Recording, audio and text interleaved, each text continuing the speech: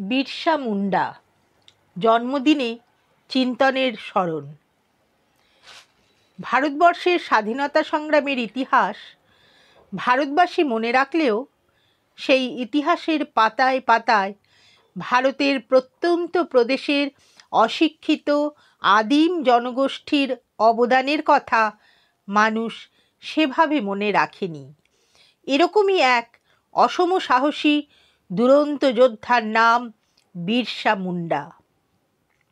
1875 সালের 15ই নভেম্বর বর্তমান ঝাড়খণ্ড রাজ্যের রাঁচির নিকটবর্তী উলিহাতু অঞ্চলে পিতা সুকনা মুন্ডা ও মা কর্মী হাতুর ঘরে এই দামাল শিশুর জন্ম হয়।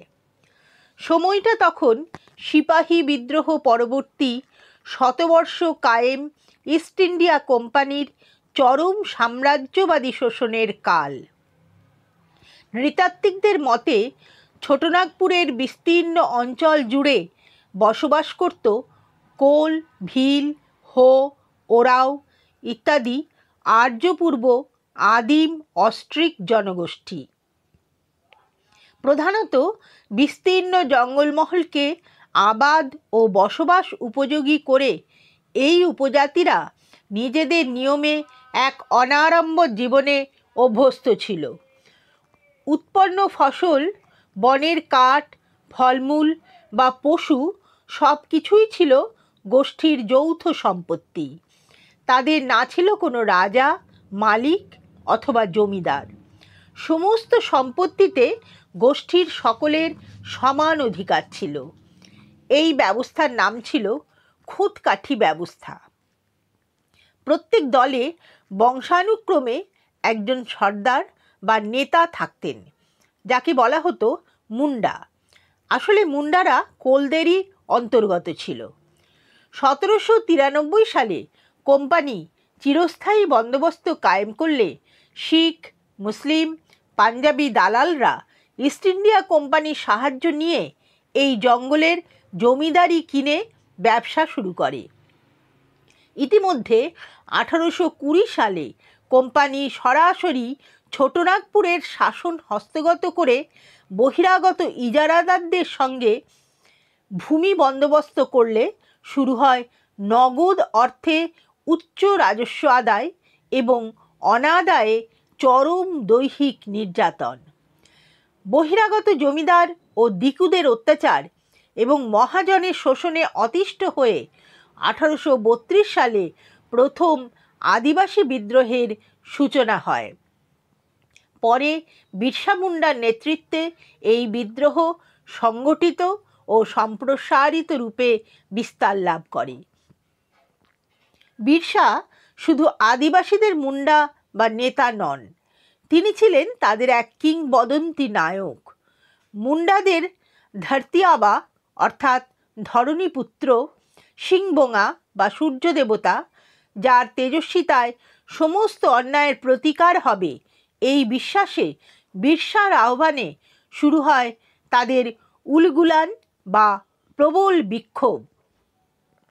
ছোটবেলা থেকেই ভিন্ন চরিত্রের অধিকারী বিরসার উপর নিজস্ব আদিবাসী সংস্কৃতির সঙ্গে খ্রিস্টান মিশনারিদের প্রভাব তাকে দ্বন্দ্বময় করে তোলে।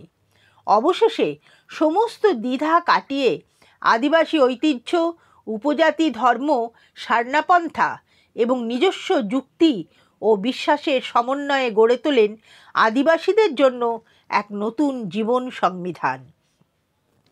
মদ্যপান প্রত্যাহার, নির্মল গ্রাম গঠন, কুসংস্কারহীন এক নতুন সমাজের স্বপ্ন নিয়ে বিরসা ঘোষণা করেন পৃথিবীতে মহাপ্রলয় আসন্ন, যে প্রলয়ে ব্রিটিশ রাজ ধ্বংস হতে বাধ্য। জমিদারদের অত্যাচার, মহাজনের শোষণ এবং 1894 সালে সরকারের অরণ্য আইনকে কেন্দ্র করে 1895 সালের 27শে আগস্ট সেই মহাপ্রলয়ের দিন ধার্য করা হয়। কিন্তু আগাম খবর পেয়ে ইংরেজ পুলিশ বিরসাকে বন্দি করে। 2 বছর কারাবাসের পর জেল থেকে মুক্তি পেয়েই দ্বিতীয় পর্বে 1899 এবং 1900 সালে রাঁচির সমগ্র দক্ষিণ অঞ্চল জুড়ে শুরু হয় ঐতিহাসিক মুন্ডা উলগুলান। মুন্ডা বিদ্রোহ সম্পর্কে ঐতিহাসিক কে সিং বলেছেন, the movement was agrarian in its root, violent in its mean and political in its end. কিন্তু দুর্ভাগ্যজনকভাবে এই আন্দোলন যখন চরম আকার ধারণ করে তখন ইংরেজ পুলিশ বিরসাকে গ্রেপ্তার করে। বিচারে তার ফাঁসির হুকুম হয়। কিন্তু ইংরেজ ফাঁসি দেওয়ার আগেই রাঁচি জেলে কলেরা রোগে আক্রান্ত হয়ে 1900 সালের 9ই জুন মুন্ডাদের সিংবোঙা অস্তমিত হয়। স্বাধীন ভারত বীর বিরসার কাহিনী সেভাবে প্রচার করেনি। সম্প্রতি ঝাড়খণ্ড সরকার রাঁচি বিমানবন্দরের নামকরণ করে বিরসা মুন্ডা বিমানবন্দর। সাহিত্যিক মহাশ্বেতা দেবীর লেখা বিরসা মুন্ডার জীবন নির্ভর উপন্যাস অরণ্যের অধিকার উল্লেখযোগ্য।